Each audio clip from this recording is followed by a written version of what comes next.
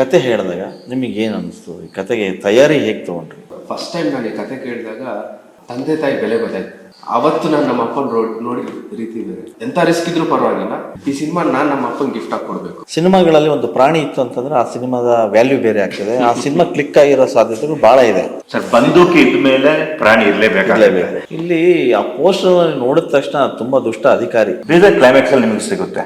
ಆದ್ರೆ ಅದನ್ನ ಪ್ರಶ್ನೆ ಮಾಡೋರು ಯಾರು ಇಲ್ಲಲ್ಲ. ಅಂದ್ರೆ ಒಬ್ಬ ಮನುಷ್ಯತ್ವ ಕಳ್ಕೊಂಡಿರುವಂತ ಅಧಿಕಾರಿ ಅನ್ಬೋದು. ಅದನ್ನ ನೀವು ಮೃಗ ಅಂತಾನೆ ಹೇಳ್ಬೋದು. ಆ ಒಂದು ಪ್ರಾಣಿ ಹೇಳಿದ್ರೆ ನೀವು ರಿಯಲಿಸ್ಟಿಕ್ ಆಗಿ ನಾವು ಆಕ್ಷನ್ ಸೀಕ್ವೆನ್ಸ್ ಎಲ್ಲ ಮಾಡಿದ್ವಿ ಅಂತ ಎರಡು ಬಿಟ್ಟವನೇ. ಎಲ್ಲರಿಗೂ ಪಾಪ ಇದು ಫಸ್ಟ್ ಸಿನಿಮಾ ಆಗಿರೋ ಕಾರಣದಿಂದ ಅಂದ್ರೆ ಪಾಪ ಕಣ್ಣಿಗೆ ಒಂದ್ಸತಿ ಬಿಟ್ಬಿಟ್ಟಿದೆ, ಇಲ್ಲ ಒಂದ್ಸತಿ, ಆಮೇಲೆ ಎದೆಗೆ ಒಂದ್ 2-3 ಸತಿ ಹೊಡೆದ್ಬಿಟ್ಟಿದೆ. ಅಲ್ಲ, ಈ ತರ ಮೆಮೊರೀಸ್ ಇರ್ಬೇಕು. ಯಾಕಂದ್ರೆ ಸಿನಿಮಾ ಸಕ್ಸಸ್ ಆದಾಗ ಇವೆಲ್ಲ ಹೇಳ್ಕೊಳಕ್ ಬೇಕು. ಇವ್ರ ಜಾಗದಲ್ಲಿ ಬೇರೆಯವ್ರು ಇದ್ದಿದ್ರೆ ಸರ್ ಸೆಟ್ ಬಿಟ್ಟು ಹೋಗ್ತಿದ್ದೆ. ಪ್ರೀತಿ ಗೀತಿ ಇತ್ಯಾದಿ ಏನಿದೆ ಅದನ್ನ ಚೂರು ಹೇಳಿ. ಟೀಚರ್ ಸ್ಟೂಡೆಂಟ್ ಪ್ರೀತಿನ ಹೇಳಿ ಹೇಳಿ. ಅದು ಡೈರೆಕ್ಟರ್ಸ್ ಅನ್ನ ಕೇಳ್ಬೇಕು ಯಾವ ತರ ಪ್ರೀತಿ ಅಂತ. ಇದೆಲ್ಲ ಒಂದ್ ಕಡೆ ಜಾತಿ ಸಂಘರ್ಷ ಇರ್ಬೋದಾ ಅಥವಾ ಧ್ವನಿ ಕಳ್ಕೊಂಡಿರೋರ ಕಥೆ ಇರ್ಬೋದಾ ಅಂತ ಅನಿಸ್ತದೆ. ದುಡ್ಡು ಖಂಡಿತ ಬಂದೇ ಬರುತ್ತೆ. ನನ್ನ ವಿಶ್ವಾಸ ಇದ್ರೆ ನಾನು ಸತ್ಯ ಅಂತ ಹೇಳ್ಬಿಟ್ಟು. ಸೊ ಅದೇ ಧೈರ್ಯಂ ಸರ್ವತ್ರ ಸದಂ. ಧೈರ್ಯ ಹೊಂದಿದ್ರೆ ಎಲ್ಲನೂ ನೀವು ಗೆಲ್ಬಹುದು. ಇದೊಂದು ನೈಜ ಘಟನೆ ಸರ್. ಎಲ್ರಿಗೂ ನಮಸ್ಕಾರ. ನಾನು ವಿಜಯ ಭರಮಸಾಗರ. ಯಾವುದೇ ಕೆಲಸ ಮಾಡಬೇಕಾದ್ರೆ ಫಸ್ಟು ಮನಸ್ಸಿರಬೇಕು. ಮನಸ್ಸಿದ್ರೆ ಮಾರ್ಗ ಅಂತಾರೆ. ಹಾಗೆಯೇ ಧೈರ್ಯ ಇದ್ದರೆ ಏನು ಬೇಕಾದರೂ ಸಾಧನೆ ಮಾಡ್ಬೋದು. ಸೊ ಈಗ ನಾನು ಹೇಳೋ ವಿಷಯ ಇಷ್ಟೇ. ಕನ್ನಡ ಚಿತ್ರರಂಗದಲ್ಲಿ ಸಾಕಷ್ಟು ವಿಭಿನ್ನ ಟೈಟಲ್ ಇರುವಂಥ ಸಿನಿಮಾಗಳು ಬಂದಿದೆ. ಆ ಸಾಲಿಗೆ ಧೈರ್ಯಂ ಸರ್ವತ್ರ ಸಾಧನಂ ಇದು ಈಗಾಗಲೇ ಸಾಕಷ್ಟು ಸುದ್ದಿಯಾಗಿದೆ. ಪೋಸ್ಟ್ರಿಂದ ಹಿಡಿದು ಟೀಸರ್ ಟ್ರೈಲರಿಂದ ಹಿಡಿದು ಎಲ್ಲ ಕಡೆ ಮೆಚ್ಚುಗೆ ವ್ಯಕ್ತ ಆಗ್ತಾ ಇದೆ. ಇದೇ ಫೆಬ್ರವರಿ 23ಕ್ಕೆ ರಾಜ್ಯಾದ್ಯಂತ ಭರ್ಜರಿಯಾಗಿ ತೆರೆಗೆ ಅಪ್ಪಳಿಸ್ತಾ ಇದೆ. ಈ ಸಿನಿಮಾ ಕುರಿತು ಹೀರೋ ವಿವಾನ್ ನಮ್ಮ ಜೊತೆ ಇದ್ದಾರೆ. ಆಮೇಲೆ ಯಶ್ ಶೆಟ್ಟಿ ಅವರು ಕೂಡ ನಮ್ಮ ಜೊತೆ ಒಂದಿಷ್ಟು ಮಾತಾಡಲಿಕ್ಕೆ ಕೂತಿದ್ದಾರೆ. ಬನ್ನಿ, ಧೈರ್ಯಂ ಸರ್ವತ್ರ ಸಾಧನ ಕುರಿತು ಏನಿಲ್ಲ ಮಾತಾಡ್ತಾರೆ ಅನ್ನೋದನ್ನ ಕೇಳೋಣ. ಇಬ್ಬರಿಗೂ ಕರ್ನಾಟಕ ಟಿವಿಗೆ ಸ್ವಾಗತ. Thank you sir. ಹೇಗಿದ್ದೀರಿ ಯಶ್ ಶೆಟ್ಟಿ ಅವರೇ? ನಾವು ಚೆನ್ನಾಗಿದ್ದೀವಿ. ವಿವಾನ್, ನೀವೇ ಹೇಗಿದ್ದೀರಿ?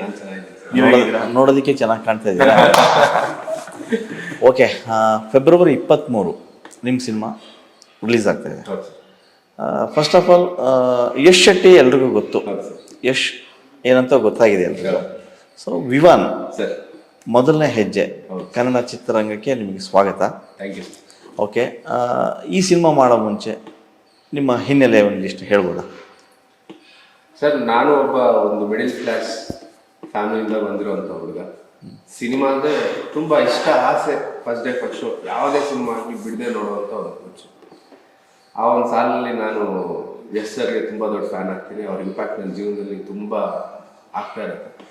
ಸೊ ಅವರು ಯಾವುದೋ ಒಂದು ಸ್ಪೀಚಲ್ಲಿ ಕಾಣಿದ್ರೆ ಯಾರು ಏನು ಬೇಕಾದರೂ ಆಗ್ಬೋದು ಅಂತಾರೆ.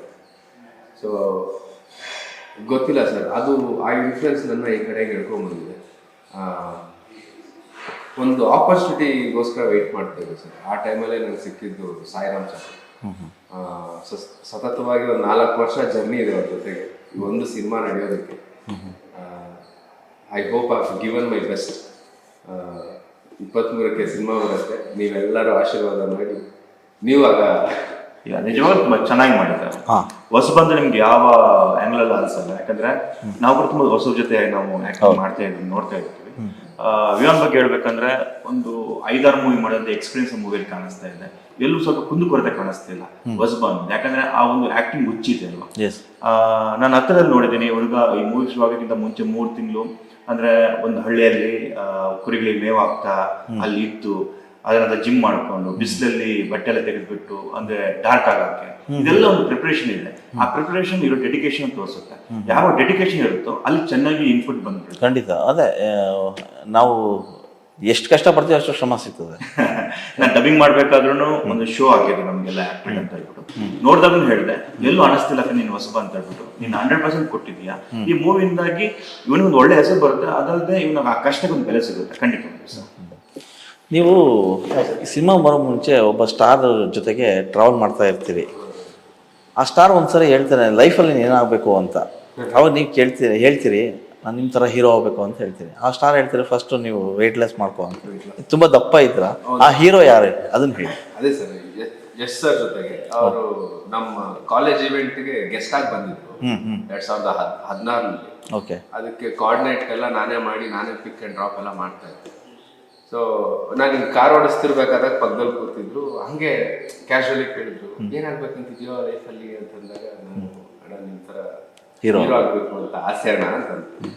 ಆಗ ನಾನು 140 kg ಇದ್ದೆ. ಲಾಟ್ ಆಫ್ ಡಿಫ್ರೆನ್ಸ್ ಇದೆ. ಓಕೆ. ಸೊ ಅದು ಯಾಕಂದ್ರೆ ಬೋನ್ ವೇಟ್ ಜಾಸ್ತಿ ಇದೆ ಸರ್ ಬಾಡಿನಲ್ಲಿ, ಅದಷ್ಟು ಸುಲಭ ಕಾಣಲ್ಲ. ಬಟ್ ಅವರು ಡೈರೆಕ್ಟ್ ಆಗಿ ಫಸ್ಟ್ ಕರಗಿಸೋ ಅಂತ ಹೊಟ್ಟೆ ಹಿಡಿದ್ಬಿಟ್ರು. ಅದು ಒಂದು ಥರ ಬೇಜಾರು ಆಯ್ತು. ಅಷ್ಟು ಕೆಟ್ಟದಾಗಿದ್ದೀನಲ್ವ ನೋಡೋದಕ್ಕೆ. ಅಟ್ ದಿ ಸೇಮ್ ಟೈಮ್ ಇಲ್ಲ, ನಾನು ಬದಲಾಯಿಸ್ಕೋಬೇಕು ಅಂತ ದಾರಿ ತೋರಿಸ್ತಾ ಇದ್ದಾರೆ. ಸೊ ದಾರಿ ಅಲ್ಲಿಂದ ಸ್ಟಾರ್ಟ್ ಆಯ್ತು ಸರ್. ಓಕೆ. ಶೆಟ್ರೆ, ಯಶ್ ಶೆಟ್ಟಿ ಇದ್ದಾರೆ ಅಂತಂದರೆ ಅಲ್ಲಿ ನೆಗೆಟಿವ್ ಅಂತ ಕಾಮನ್ ಆಗ್ಬಿಡಿ. ಅಂದರೆ ಪಾಸಿಟಿವ್ ಮಾಡಿದ್ದೀರಿ. ಹಿಂದೆ ಧರಣಿ ಮಂಡಲ ಅದೆಲ್ಲ ಸಿನಿಮಾ ನೋಡಿದ್ರೆ ನಿಮ್ಮ ನಟನೆ ಇದೇ ಬೇರೆ ಆಗ್ತದೆ. ಅಂದರೆ ಬದಲಾವಣೆ ಬಯಸುವಂಥ ಪಾತ್ರ ಅದು. ಸೊ ಅದಾದ ನಂತರ ಒಂದಿಷ್ಟು ಸಿನಿಮಾಗಳನ್ನು ಗಮನಿಸಿದರೆ ನಿಮ್ಮ ಸಿನಿಮಾಗಳಲ್ಲಿ ನೀವು ಪೋಸ್ಟ್ ಇತ್ತು ಅಂತಂದರೆ ಇವ್ರೇನೋ ಮಾಡಿದ್ದಾರೆ ಇಲ್ಲಿ ಅಂತ, ಮತ್ತೆ ಕೆಟ್ಟ ಕೆಲಸ ಮಾಡ್ತಾರೆ ಅಂತ. ಸೊ ಇಲ್ಲಿ ಐ ಥಿಂಕ್ ನೆಗೆಟಿವ್ ರೋಲ್ ಅಂತ ಅನ್ಸುತ್ತೆ. ಅದ್ರ ಬಗ್ಗೆ ಹೌದು ಸರ್. ಇದರಲ್ಲಿ ನನ್ನ ಕ್ಯಾರೆಕ್ಟರ್ ಹೆಸರು ಬಂದ್ಬಿಟ್ಟು ಆರ್ಯ ಅಂತ, ನಮ್ಮ ಹೀರೋ ಹೆಸರು ಬಂದ್ಬಿಟ್ಟು ದ್ರಾವಿಡ ಅಂತ ಹೇಳ್ಬಿಟ್ಟು. ಈಗ ನಾವು ಚಿಕ್ಕದಿಂದ ಕೂಡ ಕೇಳಿದ್ವಿ ಇತಿಹಾಸದಲ್ಲಿ ಆರ್ಯ ದ್ರಾವಿಡ ಇದನ್ನ ಯಾವ್ದೊಂದು ಕಾನ್ಸೆಪ್ಟ್ ನ ಡೈರೆಕ್ಟ್ ಯೋಚನೆ ಮಾಡಿ ನನಗೆ ಆರ್ಯ ಅಂತ ಹೆಸರಿಟ್ಟವ್ರೆ, ಹಾಗೆ ದ್ರಾವಿಡ ಅಂತ ಹೆಸರಿಟ್ಟವ್ರೆ. ಇವುಗಳೊಂದು ಜಟಪಡಿ ನಡೀತಾ ಇರುತ್ತೆ. ಸೊ ತುಂಬಾ ನೀವು ಹೇಳ್ದಂಗೆ ನೆಗೆಟಿವ್ ಕ್ಯಾರೆಕ್ಟರ್, ತುಂಬಾ ವರ್ಸ್ಟ್ ಕ್ಯಾರೆಕ್ಟರ್, ಒಂದು ವುಮನೈಸರ್ ಆಗಿರುವಂತ ಒಂದು ಕ್ಯಾರೆಕ್ಟರ್. ಒಂದು ಹಳ್ಳಿಗೆ ಬರ್ತಾನೆ ಪೊಲೀಸ್ ಆಗ್ಬಿಟ್ಟು, ಅಲ್ಲಿ ಏನೇನು ಮಾಡ್ತಾನೆ, ದಬ್ಬಾಳಿಕೆ ಹೆಂಗ್ ಮಾಡ್ತಾನೆ, ಅದನ್ನ ಇವ್ರ ಫ್ಯಾಮಿಲಿ, ಇವ್ರ ಊರವ್ರು ಹೆಂಗ್ ಸಹಿಸ್ಕೋತಾರೆ, ಅದನ್ನ ಅವ್ರು ಹೆಂಗ್ ಫೇಸ್ ಮಾಡ್ತಾರೆ, ಇದೆಲ್ಲ ಸುತ್ತ ನಡೆಯುತ್ತೆ. ಇದು ನಾನು ಇದುವರೆಗೆ ಮಾಡಿದಾಗ ತುಂಬಾ ಡಿಫ್ರೆಂಟ್ ಆದಂತ ಕ್ಯಾರೆಕ್ಟರ್. ಇದುವರೆಗೆ ನಮ್ಗೆ ಏನಾಗ್ತಿತ್ತು, ಒಂದು 5 ನಿಮಿಷ 10 ನಿಮಿಷ 15 ನಿಮಿಷ ವಿಲನ್ಸ್ ಅಂದ್ರೆ ನಾವೊಂದು ಗೆಸ್ಟ್ ಅಪಿಯರೆನ್ಸ್ ತರ ಬಂದು ಹೋಗ್ತಿದ್ವಿ, ಮಾಡ್ತಿದ್ವಿ. ಅಷ್ಟೊಂದು ಪ್ರಾಮುಖ್ಯತೆ ಇರಲಿಲ್ಲ. ಯಾವ್ದೋ ಒಂದು ಬೇಕಿತ್ತು, ಒಂದು ಸೈಡ್ ಇದೆ ಅಂತ ಹೇಳ್ಬಿಟ್ಟು. ಬಟ್ ಇದ್ರ ಹಂಗಲ್ಲ, ನಿಮ್ಗೆ ಸ್ಟಾರ್ಟಿಂಗ್ ಇಂದ ಎಂಡ್ ವರೆಗೂ ಇದೊಂದು ಜರ್ನಿ ಇದೆ ಕ್ಯಾರೆಕ್ಟರ್ ಆರ್ಯ ಅಂತ. ಸೊ ಆರ್ಯ ಮತ್ತೆ ದ್ರಾವಿಡದ ಒಂದು ಏನು ಚಟಪಾಟಿ ಇದೆ, ಅದು ಬಿಗಿನಿಂಗ್ ಇಂದ ಎಂಡ್ ತನಕ ನಿಮಗೆ ಕರ್ಕೊಂಡು ಹೋಗ್ಬಿಡುತ್ತೆ. ಇಡೀ ಸಿನಿಮಾ ಕ್ಯಾರಿ ಆಗ್ತದೆ. ತುಂಬಾ ಕ್ಯಾರಿ ಆಗ್ಬಿಡುತ್ತೆ. ನಿನ್ನೆ ಯಾರೊಬ್ರು ಕ್ವಶನ್ ಕೇಳಿದ್ರು, ಸರ್ ನೀವು ಅಲ್ಲಿ ಗಡ್ಡ ಬಿಟ್ಟಿದ್ದೀರಾ, ಕೂದ ಅಷ್ಟು ಉದ್ದ ಬಿಟ್ಟಿದ್ದೀರಾ, ಹೆಂಗೆ ಸರ್ ಪೊಲೀಸ್ ಅಂತ ಹೇಳ್ಬಿಟ್ಟು. ತುಂಬಾ ಒಳ್ಳೆ ಕ್ವಶನ್ ಅದು. ನಾ ಹೇಳಿದೆ ಕ್ಲೈಮ್ಯಾಕ್ಸ್ ಗೊತ್ತಾಗ್ಬಿಡುತ್ತೆ ಯಾಕೆ ಅನ್ನೋದು. ಮತ್ತೆ ನಾವು ಪೊಲೀಸ್ ಅಂದ್ರೆ ಹೆದರ್ಕೊಂಡ್ಬಿಡ್ತೀವಿ, ಓಕೆನಾ? ಈಗ ಇವರು ಊರು ಕ್ವಶನ್ ಮಾಡುವಂತ ಧೈರ್ಯ ಇಲ್ಲ ಅಂತಂದ್ರೆ ನನ್ನ ನಡೆಯುತ್ತೆ. ನಾನು ಕೂದಲು ಬಿಡ್ತೀನಿ, ಗಡ್ಡ ಬಿಡ್ತೀನಿ, ಬೇಕು ಬಿಡ್ತೀನಿ, ನಾನು ಕೇಳೋರು ಯಾರಿಲ್ಲ. ಯಾವಾಗ ಇವ್ರು ಕ್ವಶನ್ ಮಾಡುವಂತ ಧೈರ್ಯ ಬರುತ್ತೋ ಆವಾಗ ನಾನು ಅದು ಕಟ್ ಮಾಡ್ಬೇಕಾಗುತ್ತೆ. ಬಹುಶಃ ಮುಗ್ಧರು ಅಮಾಯಕರೊಂದಿಗೆ ನಿಮ್ಮ ಹೊಡೆದಾಟ. ಹೌದು ಅಲ್ವಾ? ದಬ್ಬಾಳಿಕೆ ಜಾಸ್ತಿ ಇದೆ, ನನ್ನ ದಬ್ಬಾಳಿಕೆ ಜಾಸ್ತಿ ಇದೆ. ಸೊ ಅದನ್ನೆಲ್ಲ ಫೇಸ್ ಮಾಡ್ತಾರೆ. ಒಂದು ಟೈಮ್ಗೆ ಇವ್ರಿಗೆ ಅನ್ಸುತ್ತೆ ಬಂಡಾಯ ಎದ್ದಿಡ್ಬೇಕಂತ ಹೇಳ್ಬಿಟ್ಟು ಬಂಡಾಯ ಅವಾಗ ಧೈರ್ಯ ಮಾಡೋದು. ಅವಾಗ ಧೈರ್ಯ ಮಾಡೋ ಮುಂದೆ ಸಾಧನೆ ಮಾಡಕ್ ಹೊರಡ್ತಾರೆ. ಎಸ್ ವಿವನ್ ಅವ್ರೆ, ಫಸ್ಟ್ ಟೈಮ್ ಶ್ರೀರಾಮ್ ಅವರು ಸಾಯಿರಾಮ್ ಅವರು ನಿಮ್ಮ ಮೀಟ್ ಆಗಿ ಕತೆ ಹೇಳಿದಾಗ ನಿಮಗೆ ಏನು ಅನಿಸ್ತು? ಈ ಕತೆಗೆ ತಯಾರಿ ಹೇಗೆ ತಗೊಂಡ್ರಿ? ಸರ್ ಫಸ್ಟ್ ಟೈಮ್ ನಾನು ಈ ಕತೆ ಕೇಳಿದಾಗ ತಂದೆ ತಾಯಿ ಬೆಲೆ ಗೊತ್ತಾಯ್ತು ಸರ್ ನನಗೆ. ನಾನು ಅವತ್ತು ತುಂಬ ಕಣ್ಣಲ್ಲಿ ನೀರು ಇಟ್ಕೊಂಡು ಮನೆಗೆ ಹೋದೆ. ನಮ್ಮ ಅಪ್ಪನ ನಾನು ನೋಡಿದ ರೀತಿನೇ ಬೇರೆ, ಅವತ್ತು ನಾನು ನಮ್ಮ ಅಪ್ಪನ ನೋಡಿದ ರೀತಿ ಬೇರೆ. ಅವತ್ತು ಸ್ವಲ್ಪ ಅವ್ರು ತುಂಬ ಸುಸ್ತಾಗಿ ಕೆಲಸದಿಂದ ತುಂಬಾ ಟೈರ್ಡ್ ಆಗಿದ್ರು. ಕಂಟಿನ್ಯೂಸ್ 4 days ಏನೋ ಟ್ರಾವೆಲ್ ಮಾಡ್ತಿದ್ರಂತೆ ವೆಹಿಕಲ್ ಅಲ್ಲಿ. ಸುಸ್ತಾಗಿ ಊಟನೂ ಮಾಡೋಕ್ಕಾಗ್ತಲ್ಲ, ತುಂಬಾ ಸುಸ್ತಾಗಿ ಊಟ ಮಾಡ್ತಿದ್ರು. ಅದನ್ನ ನೋಡಿ ನನಗೆ ತುಂಬಾ ಫಸ್ಟ್ ಟೈಮ್ ನಾನು ನಮ್ಮ ಅಪ್ಪನ ನೋಡಿ ಆ ಥರ ರೂಮ್ ಒಳಗಡೆ ಹೋಗಿ ಯಾರಿಗೂ ಕೇಳಿಸ್ದಿರೋ ಥರ ಹತ್ತಿದ್ದು. ಯಾಕೆ ಅಂತಂದರೆ ತಂದೆ ತಾಯಿ ನಾವು ಚೆನ್ನಾಗಿರ್ಬೇಕು, ನಮ್ಮ ಮಕ್ಳಿಗೆ ಎಲ್ಲ ಸೇರಬೇಕು, ಅವ್ರು ಅನ್ಕೊಂಡಿದ್ದೆಲ್ಲ ಅವ್ರು ಕೊಡಿಸ್ಬೇಕು, ಅವ್ರ ಜೀವನದಲ್ಲಿ ಚೆನ್ನಾಗಿ ಬೆಳಿಬೇಕು ಅಂತ ಅವ್ರು ಏನೇನು ಸ್ಯಾಕ್ರಿಫೈಸ್ ಮಾಡ್ತಾರೋ ನಮ್ಗೆ ಅದು ಕಾಣಿಸಲ್ಲ. ಬಟ್ ಈ ಸಿನಿಮಾ ನಾನು ಈ ಕತೆ ಕೇಳಿದಾಗ ತಂದೆ ತಾಯಿ ಅನ್ನೋ ಬೆಲೆ ನನಗೆ ಅದು ತುಂಬ ಹಾರ್ಡ್ ಹಿಟ್ಟಿಂಗ್ ಆಗಿ ಹೋಗ್ಬಿಡ್ತು. ಇಲ್ಲ, ನಾನು ಈ ಸಿನಿಮಾ ಖಂಡಿತವಾಗ್ಲೂ ಮಾಡ್ತೀನಿ ಸರ್. ಎಂಥ ರಿಸ್ಕ್ ಇದ್ರೂ ಪರವಾಗಿಲ್ಲ, ನಾನು ಐ ಗಿವ್ ಮೈ 100%. ಈ ಸಿನಿಮಾ ನಾನು ನಮ್ಮ ಅಪ್ಪನ ಗಿಫ್ಟ್ ಆಗಿ ಕೊಡಬೇಕು. ನೋಡಿರೋ ಪ್ರತಿಯೊಬ್ಬರು ಆಡಿಯನ್ಸ್ ಕೂಡ ಈ ಸಿನಿಮಾ ನೋಡಿ ಅವ್ರ ತಂದೆ ತಾಯಿಗೆ ಈ ಸಿನಿಮಾ ಅವ್ರು ಗಿಫ್ಟ್ ಆಗಿ ಕೊಡಬೇಕು ಸರ್. ಆ ಒಂದು ಉದ್ದೇಶದಲ್ಲಿ ನಾನು ಖಂಡಿತವಾಗ್ಲೂ ನಾನು ಸಿನಿಮಾ ಮಾಡ್ತೀನಿ ಅಂತ ನಿರ್ಧಾರ ಮಾಡಬೇಕು. ಓಕೆ, ಸಿನಿಮಾ ಅಂದರೆ ಹಂಗೆ ಕೆಲವು ನೈಜತೆಗೆ ಹತ್ತಿರ ಆಗ್ತದೆ. ಈ ಪೋಸ್ಟರ್ಸು ಎಲ್ಲ ನೋಡಿದ್ರೆ ಹಂಗೆ ಯಾವುದೋ ಒಂದು ಹಳ್ಳಿನಲ್ಲಿ ನಿಜವಾಗಿ ನಡೆಯುವಂಥ ಪಾತ್ರಗಳ ಆ ಘಟನೆಗಳ ಇವತ್ತಿಗೂ ಕೂಡ ರೂರಲ್ ಏರಿಯಾದಲ್ಲಿ ಈ ಥರದ ಪಾತ್ರಗಳು ನೋಡಿದಾಗ ಅನಿಸುತ್ತೆ ಆ ಪೊಲೀಸು, ಆ ರಗಡು, ಈ ಥರದ ಪಾತ್ರಗಳನ್ನ ಹಳ್ಳಿಗಳಲ್ಲಿ ಸಿಗೋಂಥ ಪಾತ್ರಗಳು. ಮತ್ತೆ ಈ ಸಮಸ್ಯೆ ಎಲ್ಲ ಕಡೆ ಇದ್ದಿದೆ ಸರ್. ಈಗ ನಾವು ಕಾಟೇರ ನೋಡಿದಾಗ ಆ ಮಜ್ಜಿಗೆ ಕೊಡೋ ಸೀನಲ್ಲಿ ಲೋಟ ಹಾಕಬಾರ್ದು, ನಾವು ಕಾಂತಾರ ನೋಡಿದಾಗ ಹೊಸ್ಲನ್ನ ದಾಟಬಾರ್ದು. ಇದರಲ್ಲಿ ನಮ್ಮ ಟ್ರೈಲರ್ ನಾವು ಶಾರ್ಟ್ ಬಿಟ್ಟಿದ್ದೀವಿ, ಏನು ಅಪ್ಪನಿಗೆ ಹೊಡಿತಾ ಇರ್ತಾರೆ ಇನ್ನೊಬ್ರು, ಏನಕ್ಕೆ ನಮ್ಮ ಬಂದೂಕ್ ಯಾಕೆ ಮುಡ್ದೆ ಅಂತ ಅಪ್ಪ ಚಾಲೆಂಜ್ ಆಗಿ ಆಗ್ತಾನೆ, ಬಂದೂಕ್ ನಾನು ಹಿಡ್ದೇ ಹಿಡಿತೀನಿ, ನನ್ನ ಅಸ್ತಿತ್ವ ನಾನು ಕಾಪಾಡ್ತೀನಿ ಅಂತ ಹೇಳಿ ಅವನಿಗೆ ಅವ್ರ ಅಪ್ಪನಿಗೆ ಮಾಡಕ್ ಆಗದಿರೋದನ್ನ ಮಗ ಹೆಂಗ್ ಮಾಡ್ತಾನೆ, ಆ ಒಂದು ಅಪ್ಪನ ಡ್ರೀಮ್ ಏನಿದೆ ಅದನ್ನ ಹೆಂಗೆ ಇವನು ಚೇಸ್ ಮಾಡ್ತಾನೆ, ಅದನ್ನ ಹೆಂಗೆ ಫುಲ್ಫಿಲ್ ಮಾಡ್ತಾರೆ, ಅದಕ್ಕೆ ಕಷ್ಟ ಬರುತ್ತೆ, ಇದ್ರ ಮುಖಾಂತರ ಹೋಗುತ್ತೆ. ಅಂದ್ರೆ ಒಂದು ಪಾಯಿಂಟ್ ಸಾಕು. ಈಗ ಟಚ್ ಆದ್ರೂ ಪ್ರಾಬ್ಲಮ್ಮೇ, ಬರ್ಬೇಕಾದ್ರೆ ಎದುರು ಸಿಕ್ಕಿದ್ರು ಪ್ರಾಬ್ಲಮ್ಮೇ. ಬಹುಶಃ ನೀವು ಹೇಳೋದು ನೋಡ್ತಾ ಇದ್ದ ಒಂದು ಮೇಲ್ವರ್ಗ ಅಥವಾ ಕೆಳವರ್ಗ ಪ್ಯಾಟರ್ನ್ ಹೋಗ ಅಂತ ಖಂಡಿತವಾಗಿದೆ. ಆದ್ರೆ ನಮ್ ಡೈರೆಕ್ಟ್ ಏನ್ ಮಾಡಿದ್ದಾರೆ, ಅದನ್ನ ವಿಷಯ ಏನು ಕಲ್ಟ್ ಏನಿದೆ ಫೀಲು ಅದನ್ನ 25% ಇಟ್ಕೊಂಡು ಇನ್ನು 75% ಬಂದ್ಬಿಟ್ಟು ಕಮರ್ಷಿಯಲ್ ಆಡ್ ಮಾಡಿದ್ದಾರೆ. ಯಾಕಂದ್ರೆ ಹಂಗೆ ಆರ್ಟ್ ಮೂವಿ ಆಗ್ಬಿಡುತ್ತೆ. ಇಲ್ಲ, ನಮ್ಗೇನು ಬಂದು ಕೂತಾಗಿಂದ ಎಂಡ್ವರೆಗೂ ಜನ ಎಂಗೇಜಿಂಗ್ ಆಗಿರ್ಬೇಕು, ಅದು ಅದೇ ಫಿಲ್ಮಿಗೆ ಇರೋ ಶಕ್ತಿ ಅಲ್ವಾ. ಒಂದು ಹೊಸ ಪ್ರಪಂಚ ಅಂತ ಹೇಳಿರ್ಬೇಕು, ಅವ್ರಿಗೆ ಅದನ್ನ ನಗಬೇಕು, ಅಳಬೇಕು, ಆಮೇಲೆ ನಮ್ಗೆ ರೌದ್ರನು ಬರ್ಬೇಕು, ಎಲ್ಲ ರಸಗಳು ಬರ್ಬೇಕು. ಇದನ್ನೆಲ್ಲ ಕೌಂಟ್ ಮಾಡ್ಕೊಂಡು ಒಂದು ಅದ್ಭುತವಾದಂತ ಕಮರ್ಷಿಯಲ್ ಮೂವಿನೇ ಮಾಡಿದ್ದಾರೆ. ಯಾವುದೇ ಸಿನಿಮಾದಲ್ಲಿ ಅಂದರೆ ಇತ್ತೀಚೆಗೆ ನಾವು ಗಮನಿಸ್ದಂಗೆ, ನಾವು ನೋಡ್ದಂಗೆ ಸಿನಿಮಾಗಳಲ್ಲಿ ಒಂದು ಪ್ರಾಣಿ ಇತ್ತು ಅಂತಂದರೆ ಆ ಸಿನಿಮಾದ ವ್ಯಾಲ್ಯೂ ಬೇರೆ ಆಗ್ತದೆ, ಆ ಸಿನಿಮಾ ಕ್ಲಿಕ್ ಆಗಿರೋ ಸಾಧ್ಯತೆಗಳು ಭಾಳ ಇದೆ. ಸೊ ಇಲ್ಲಿ ವರಾಹ ಇದೆ. ಸೊ ಅದು ಇನ್ಸಿಡೆಂಟ್ ಏನಾದ್ರು ಇದೆಯಾ, ಅಥವಾ ಅದು ಏನಾದರೂ ಇಲ್ಲಿ ಮೇನ್ ಪಾತ್ರ ವಹಿಸುತ್ತಾ? ಸರ್, ಬಂದೂಕಿ ಇದ್ಮೇಲೆ ಪ್ರಾಣಿ ಇರಲೇಬೇಕಾಗಲೇಬೇಕು. ಅದರ ಎರಡು ಸಂಬಂಧ ತುಂಬಾ ಜೋರಾಗಿದೆ. ಸೊ ಇನ್ನು ಮುಂದೆ ಕೇಳಿ ಯಶ್ ಅವರು, ನೀವು ಎಲ್ಲಿ ಕತೆ ಹೇಳ್ಬಿಡ್ತೀರೋ ಅಂತ ಹೇಳಿ ಅವ್ರು ಡೈವರ್ಟ್ ಮಾಡ್ಬೇಕು. ನನ್ಗೆ ಹೊಡೆದ್ಬಿಡ್ತಾರೆ ಸರ್ ಡೈರೆಕ್ಟರ್, ಕತೆ ಹೇಳ್ಬೇಡಿ. ಆದ್ರೆ ನನಗಿಂತ ಜಾಸ್ತಿ ಪ್ರಾಮುಖ್ಯತೆ ಸಿನಿಮಾದಲ್ಲಿ ಹಂದಿಗೆ ಆಗ್ಲಿ ಬಂದೂಕಿಗೆ ಆಗ್ಲಿ ಇದೆ ಸರ್. ಇದೆ. ಅದನ್ನ ಬೇಸ್ ಮಾಡ್ಕೊಂಡು ಸಿನಿಮಾ ಕತೆ ಶುರುವಾಗಿರೋದು, ಅದರಿಂದ ಈ ಪಾತ್ರಗಳು ಹುಟ್ಕೊಂಡಿರೋದು ಸರ್. ನಿಜ. ನೋಡಿ, ಮುಂಗಾರು ಮಳೆಯಲ್ಲಿ ಕಂಡ್ವಿ, ಆ ಮುಂಗಾರು ಮಳೆಯಲ್ಲಿ ಕ್ಲಿಕ್ ಆಯ್ತು. ಅದಾದ್ಮೇಲೆ ರ್ಯಾಂಬೋ, ಗಾಳಿಪಟ, ಇತ್ತೀಚೆಗೆ ಕಾಂತಾರ, ಎಸ್, ಎಲ್ಲದರಲ್ಲೂ ಪ್ರಾಣಿಗಳಿದೆ. ಅಂದ್ರೆ ಪ್ರಾಣಿಯ ಗೆಲುವಿನ ಸಂಕೇತ ಪ್ರಾಣಿಗಳಿದ್ರೆ. ಸೊ ನಿಮ್ಮ ಸಿನಿಮಾನ ಆ ನಿಟ್ಟಿನಲ್ಲಿ ಹೋಗ್ಲಿ ಅಂತ ಹೇಳ್ತೀನಿ. ಇಲ್ಲಿ ಬಲರಾಜ್ ವಾಡಿ ಅವರು ನಿಮ್ಮ ತಂದೆ ಪಾತ್ರ ಮಾಡಿದ್ದಾರೆ. ಆ ಪಾತ್ರದ ವೇಟೇಜ್ ಹೇಗಿದೆ? ನಾನು ನಿಮ್ಗೆ ಮುಂಚೆನೆ ಹೇಳಿದೆ ಸರ್, ಈ ಸಿನಿಮಾ ಕತೆ ಕೇಳಿದ ತಕ್ಷಣ ತುಂಬಾ ಭಾವುಕನಾದೆ. ಸಿನಿಮಾ ಲೈಫಲ್ಲಿ ನಮ್ಮ ತಂದೆ ತಾಯಿ ಬೆಲೆ ನಾನು ತಿಳ್ಕೊಂಡಿದ್ದೀನಿ. ಅದು ನಂಗೆ ಅನ್ಸಿಕೆ ಬಂದಿದ್ದೆ ನನ್ನ ತಂದೆ ಪಾತ್ರ ಕೇಳಿ. ಅದಕ್ಕೆ 100 ಪಟ್ಟು ಜಾಸ್ತಿ ಅದಕ್ಕೆ ಪ್ರಾಣ ತುಂಬಿಸಿದ್ದಾರೆ ಬಲರಾಜ್ ವಾಡಿ ಸರ್. ಅಂಡ್ ಅವ್ರು ಇದ್ದಿದ್ದು ತುಂಬಾ ಕಮ್ಮಿ ಟೈಮ್ ಶೂಟಿಂಗ್ ಸೆಟ್ ಅಲ್ಲಿ.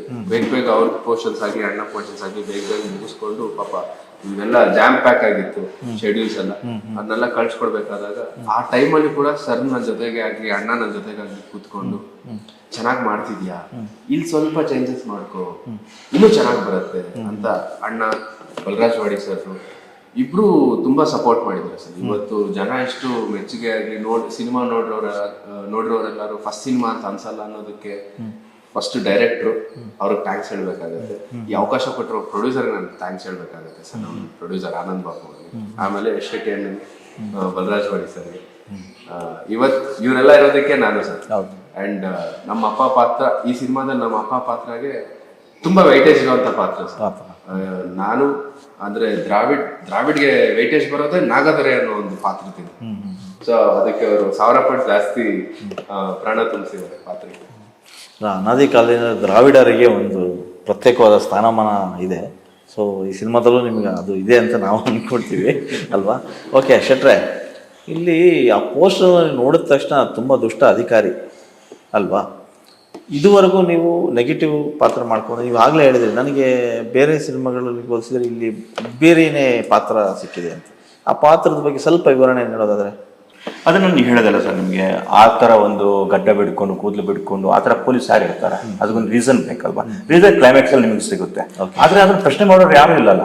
ಪ್ರಶ್ನೆ ಮಾಡೋರು ಯಾರು? ನಮ್ಗೆ ಎಷ್ಟು ಬಿಂದಾಸ್ ಆಗಿರ್ತಾನೆ, ಯಾವುದಕ್ಕೂ ಕೇರ್ ಮಾಡಲ್ಲ. ಅಂದ್ರೆ ಮನುಷ್ಯತ್ವ ಕಳ್ಕೊಂಡಿರುವಂತ ಅಧಿಕಾರಿ ಅನ್ಬೋದು. ಅದನ್ನ ನೀವು ಮೃಗ ಅಂತಾನೆ ಹೇಳ್ಬೋದು. ಆ ಒಂದು ಪ್ರಾಣಿ ಹೇಳಿದ್ರೆ ನೀವು, ಅದು ಎಷ್ಟು ಆ ಪ್ರಾಣಿ ಇದ್ರೆ ಮೂವಿ ಗೆಲುವು ಅಂತ ಹೇಳಿದ್ರೆ, ಈ ಪ್ರಾಣಿ ಹಂಗಲ್ಲ. ಮನುಷ್ಯನ ಪ್ರಾಣಿ ತುಂಬಾ ಅದಕ್ಕಿಂತ ಕೆಡುಕು ಪ್ರಾಣಿ ಯಾವುದೂ ಇಲ್ಲ ಈ ಪ್ರಪಂಚ. ಕೆಡುಕು ಬಯಸುವಂತ ಪ್ರಾಣಿ, ಸರಿನಾ? ಸೊ ಇದೊಂದು ಮೃಗ. ಈ ಮೃಗ ಎಷ್ಟು ವಿಜೃಂಭಣೆ ಮಾಡುತ್ತೆ ಈ ಒಂದು ಮೂವಿಯಲ್ಲಿ ಅಂದ್ರೆ ಅಷ್ಟು ಪೀಕ್ ಅಲ್ಲಿ ಮಾಡುತ್ತೆ.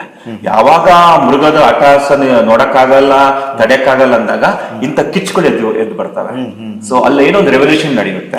ಸೊ ಈ ರೆವಲ್ಯೂಷನ್ ನಡಿಬೇಕಾದ್ರೆ ನನ್ನ ಕ್ಯಾರೆಕ್ಟರ್ ಮತ್ತೆ ನನ್ನ ಜೊತೆಗೆ ಇನ್ನೂ ಮಿತ್ರ ಅನ್ನೋ ಕ್ಯಾರೆಕ್ಟರ್, ಶೃಂಗ ಅನ್ನೋ ಕ್ಯಾರೆಕ್ಟರ್, ಇನ್ನು ತುಂಬಾ ಕ್ಯಾರೆಕ್ಟರ್ ಇದ್ದಾವೆ. ಸೊ ನನ್ನ ಅಂಡರ್ ಅಲ್ಲಿ ಇವುಗಳನ್ನೆಲ್ಲ ಮಟ್ಟಾಕಂತ ದ್ರಾವಿಡ ಒಂದು ಹೊಸ ಹೆಜ್ಜೆ ಇಡ್ತಾನೆ. ಆ ಹೆಜ್ಜೆ ಇಡುವ ರೀತಿ ಹೆಂಗಿದೆ ಅದು ತುಂಬಾ ಕ್ಯೂರಿಯಾಸಿಟಿ ಆಗಿದೆ. ಇದು ಗ್ರಾಮೀಣ ಪ್ರದೇಶದಲ್ಲಿ ನಡೆಯುವಂತ. ಹೌದು ಸರ್. ಭಾಷೆ ಎಲ್ಲ ಹೆಂಗೆ, ಯಾವ ಸ್ಲ್ಯಾಂಗ್, ಯಾವ ತರ ಭಾಷೆ? ಸ್ವಲ್ಪ ನಾರ್ಮಲ್ ಆಗಿ ಇಟ್ಟಿದ್ವಿ, ಯಾಕಂದ್ರೆ ಇದನ್ನ ಆದಷ್ಟು ಬೇಗ ಎಲ್ಲರೂ ರೀಚ್ ಆಗಲಿ. ಈಗ ನಾನು ಹೇಳ್ಬೇಕಂದ್ರೆ ನಾನು ಬಂದ್ಬಿಟ್ಟು ಉಡುಪಿ ಅವನು. ನಮ್ಗೆ ಅಲ್ಲಿ ಪ್ರಕೃತಿ ಅಂದ್ರೆ ಸಮುದ್ರ, ಮರಳು, ತೆಂಗಿನ ಮರ, ಅಡಿಕೆ ಮರ, ಸ್ವಲ್ಪ ಕಾಡು. ಆದ್ರೆ ಇಲ್ಲಿ ಬಂದು ನಾವು ಪಾವಗಡದ ಶೂ ಮಾಡ್ಬೇಕಾದ್ರೆ ಪಾವಗಡ, ಕೊರಟಗೆರೆ ಕಂಪ್ಲೀಟ್ ಇದು ಬೆಂಗಾಳು, ಮರ, ಬಂಡೆಕಲ್ಲು, ಬಿಸಿ ಗಾಳಿ, ಇದೆಲ್ಲ ನಮಗೆ ಹೊಸ ವಾತಾವರಣ ನಮಗೆ. ಈಗ ಬ್ಯಾಂಗ್ಳೂರ್ ಸ್ವಲ್ಪ ಸಾಫ್ಟ್ ಆಗಿದೆ, ಮರಗಳಿದ್ದಾವೆ, ಸ್ವಲ್ಪ ಗಾಳಿ ಚೆನ್ನಾಗಿ ಬರುತ್ತೆ. ಅದು ಕಂಪ್ಲೀಟ್ ಒಂದು ಬೇರೆ ತರ. ಸೊ ಅಲ್ಲಿ ಹೋಗ್ಬಿಟ್ಟು ಅಲ್ಲೇವನಾಗಿರೋದು ತುಂಬಾ ಒಂದು ಇದಿತ್ತು. ಮತ್ತೆ ಫೈಟ್ ಸೀಕ್ವೆನ್ಸ್ ಎಲ್ಲ ಆದಷ್ಟು ರಿಯಲಿಸ್ಟಿಕ್ ಆಗಿ ಬರ್ಬೇಕಂತ ಹೇಳ್ಬಿಟ್ಟು ರಿಯಲ್ ಆಗಿ ನಾವು ಫೈಟ್ ಮಾಡಿದ್ವಿ.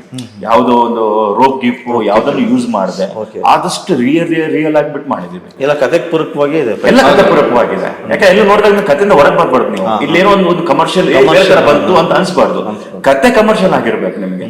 ಬಟ್ ನಾವು ಮಾಡುವಂತ ಯಾವುದೇ ಆಕ್ಟಿವಿಟಿ ಎಲ್ಲ ತುಂಬಾ ರಿಯಲ್ ಆಗಿರ್ಬೇಕಂತ ಹೇಳ್ಬಿಟ್ಟು ನಾವು ಆ ತರ ಮಾಡಿದ್ವಿ.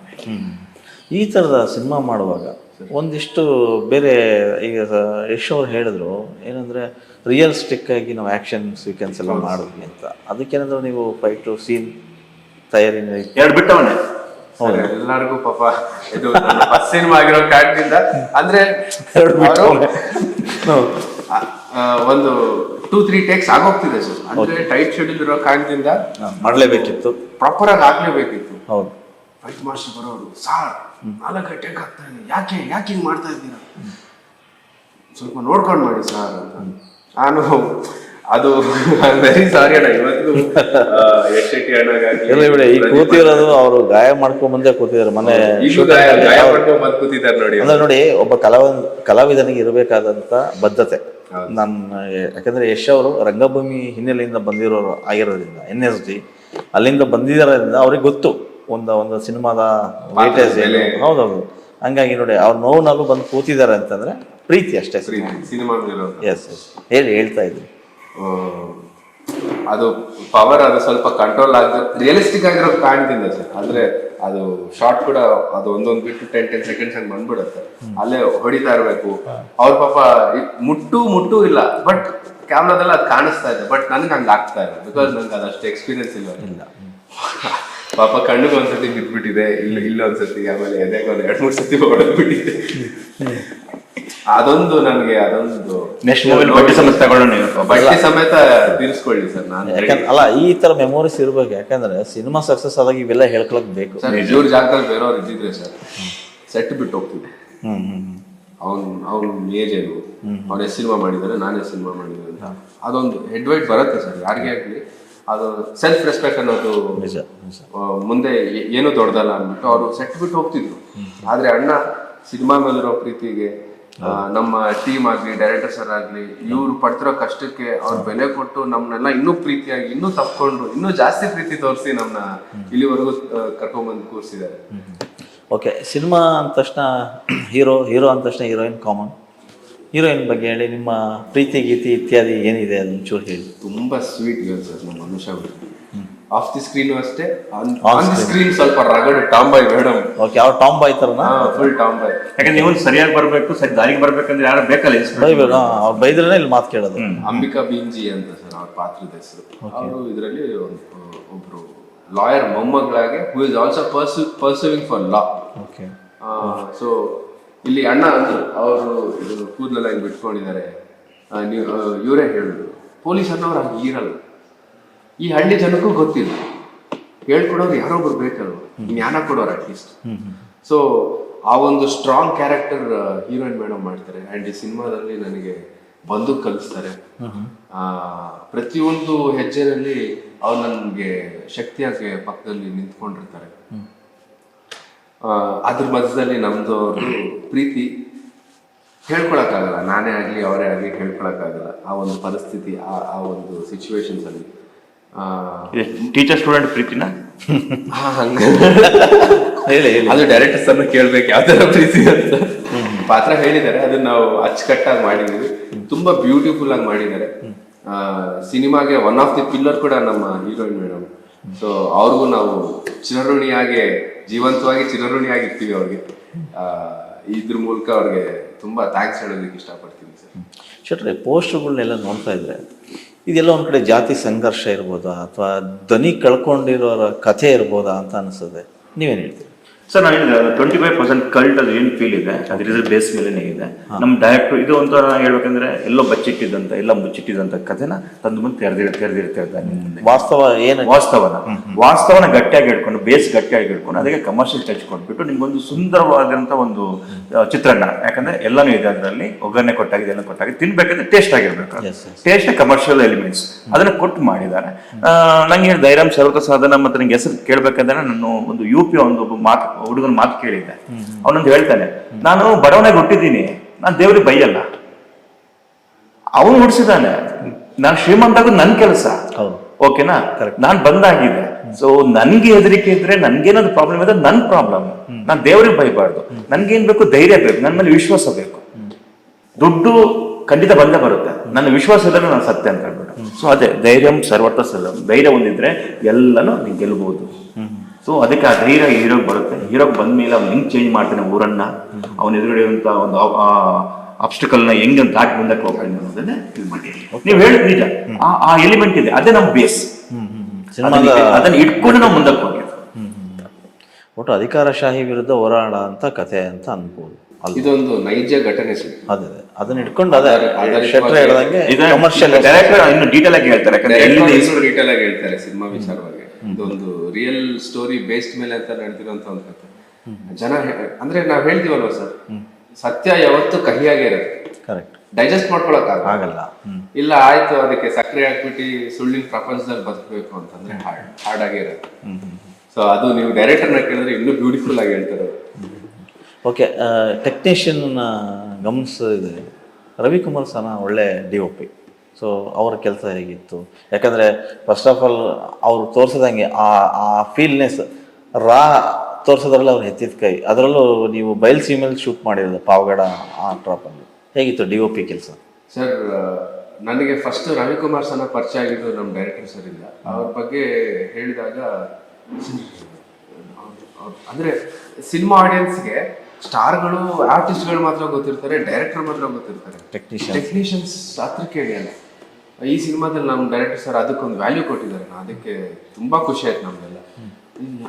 ಯಾವ ಸಿನಿಮಾ ಮಾಡಿದ್ದಾರೆ ಸರ್ ಅಂತ ಸ್ವಲ್ಪ ಭಯದಲ್ಲೇ ಕೇಳ್ತಾ ಇದ್ದೆ. ಉಗ್ರಂ 60% ಅವರೇ ಮಾಡಿರೋದು ಅಂತ ತಕ್ಷಣ ನಾವು ಗಾಬರಿ ಆಗ್ಬಿಟ್ಟು, ಉಗ್ರಂ ಸಿನಿಮಾ ಆ ಸಿನಿಮಾ ಎಷ್ಟೋ ಜನಕ್ಕೆ ತುಂಬಾ ಇನ್ಸ್ಪಿರೇಷನ್ ಸರ್ ಅಂತ ನಾವು ಹೇಳ್ಕೊಂತ ಇದ್ವಿ. ಯಾವತ್ತು ಸರ್ ಪರಿಚಯ ಆದ್ರು, ಸರ್ ವ್ಯಕ್ತಿತ್ವ, ಸರ್ ಎಷ್ಟು ಜೋವಿಯಲ್ ಆಗಿರ್ತಾರೆ, ಒಳ್ಳೆ ಫ್ರೆಂಡ್ ತರ ಇರ್ತಾರೆ ಸರ್. ಮೊನ್ನೆ ಕೂಡ ನನ್ನ ಜೊತೆಗೆ ಟೈಮ್ ಸ್ಪೆಂಡ್ ಮಾಡಿದ್ರು. ಕೆಲವೊಂದು ಕರೆಕ್ಷನ್ಸ್ ಇತ್ತು, ನಾನು ಓಡಾಡ್ತಾ ಇದ್ದೆ. ಸರ್ 2 hour ನಿಂತ್ಕೊಂಡಿದ್ದಾರೆ ನನ್ನ ಜೊತೆಗೆ. ಟೀಸರ್ ಟ್ರೈಲರ್ ಏನೇನೂ ಇಲ್ಲ. ಜನ ಸಿನಿಮಾ ನೋಡಿದ್ರೆ ತಿಕ್ಲಾಗ್ಬಿಡ್ತಾರೆ, ಇದೊಂಥರ ಮಿನಿ ವರ್ಷನ್ ಆಫ್ ಉಗ್ರಂ ತರ ಇದೆ ಅಂತ ಹೇಳಿ ತಪ್ಕೊಂಡು ತುಂಬಾ ಚೆನ್ನಾಗಿ ಮಾಡಿದೀರಾ. ಅಂಡ್ ಸರ್ ಕೂಡ ಇದು ಎಲ್ಲೂ ಸೆಟ್ ಹಾಕಿರೋದು ಒಂದೇ ಒಂದು ಸರ್, ಒಂದು ಪೊಲೀಸ್ ಸ್ಟೇಷನ್ ಇಂಟೀರಿಯರ್ ಸೆಟ್ ಮಾತ್ರ ಹಾಕಿರೋದು, ಮಿಕ್ಕಿದೆಲ್ಲ ಲೈವ್ ಲೊಕೇಶನ್ಸ್ ಸರ್. ಎಲ್ಲಿ ಹಳ್ಳಿಗೆ ಹೋಗ್ಬಿಟ್ಟು ಅದನ್ನ ಹೇಗಿದೆ ಅದನ್ನ ಯಾವ್ದನ್ನು ಡಿಸ್ಟರ್ಬ್ ಮಾಡಿದ್ರೆ ಅದನ್ನ ಹಂಗೆ ಕ್ಲೀನ್ ಆಗಿ ಅದನ್ನ ಕ್ಯಾಪ್ಚರ್ ಮಾಡಿದ್ದಾರೆ.